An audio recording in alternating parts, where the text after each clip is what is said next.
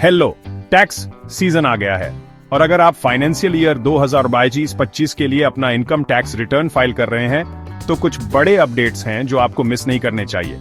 सबसे पहले डेडलाइन की बात करते हैं। आमतौर पर इंडिविजुअल्स और एचयूएफ के लिए आईटीआर फाइल करने की लास्ट डेट, जिन्हें ऑडिट की जरूरत नहीं होती, वो 31 जुलाई होती है। लेकिन इस साल कुछ बदलावों की वजह से आपको थोड़ी और मोहलत मिल गई है।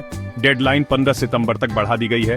प्रोफेशनल्स और जिनके अकाउंट्स को ऑडिट करने की जरूरत है, उनके लिए ड्यू डेट 31 अक्टूबर है, तो अपनी डेट्स मार्क कर लें। अब एक बड़ा बदलाव ये है, नया टैक्स रिजीम अब डिफॉल्ट है। इसका मतलब है, जब तक आप फाइल करते समय पुराने रिजीम को स्पेसिफिकली नहीं चुनते, तब तक आप नए वाले के अंडर फाइल होंगे। तो दोनों रिजीम की तुलना करने के लिए थोड़ा समय निकालें और देखें कि कौन सा आपके लिए ज्यादा फायदेमंद है। कभी कभी पुराना रिजीम अभी भी बेहतर हो सकता है, आपकी सिचुएशन के हिसाब से। आईटीआर फॉर्म्स में भी कुछ बदलाव हुए हैं। अगर आपके पास लिस्टेड शेयर्स या इक्विटी म्यूचुअल फंड से 125 लाख रुपए तक का लॉन्ग टर्म कैपिटल गेन है, तो अब आप सिंपलर ITR 1 या ITR 4 फॉर्म्स का इस्तेमाल कर सकते हैं। ये कई छोटे टैक्स पेयर्स के लिए एक बड़ी राहत है, लेकिन याद रखें, ये तभी अप्लाई होता है जब आपके पास कोई कैपिटल लॉस आगे ले जाने या सेट ऑन ऑफ करने के लिए न हो। अगर आपकी इनकम से टैक्स कटा था, तो अब आपको अपनी ITR फॉर्म में यह स्पेसिफाई करना होगा कि यह किस TDS सेक्शन के अंडर था। यह ITR 1, 2, 3 और 5 के लिए मैंडेटरी है। और जब आप सेक्शन 80C से 80U के अंडर डिडक्शंस क्लेम कर रहे हैं, तो अब आपको ई फाइलिंग पोर्टल पर एक ड्रॉप डाउन मेनू से एग्जैक्ट सेक्शन सिलेक्ट करना होगा। पक्का करें कि आप सही वाला चुनें।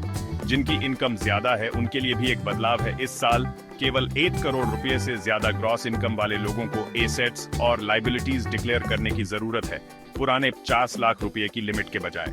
इसके अलावा अब केवल 12 डिजिट का आधार नंबर ही एक्सेप्ट किया जाएगा।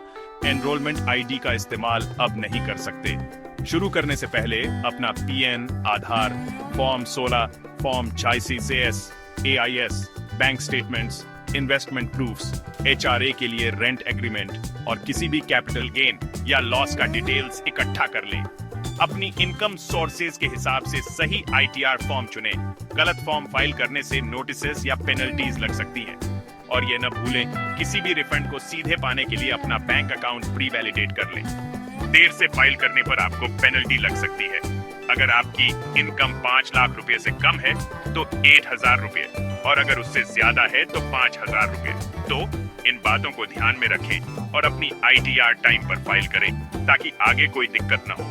ज्यादा डिटेल्स के लिए आप हमेशा ऑफिशियल इनकम टैक्स वेबसाइट पर जा सकते हैं या किसी टैक्स प्रोफेशनल से कंसल्ट कर सकते हैं। गुड लक और हैप्पी फाइलिंग।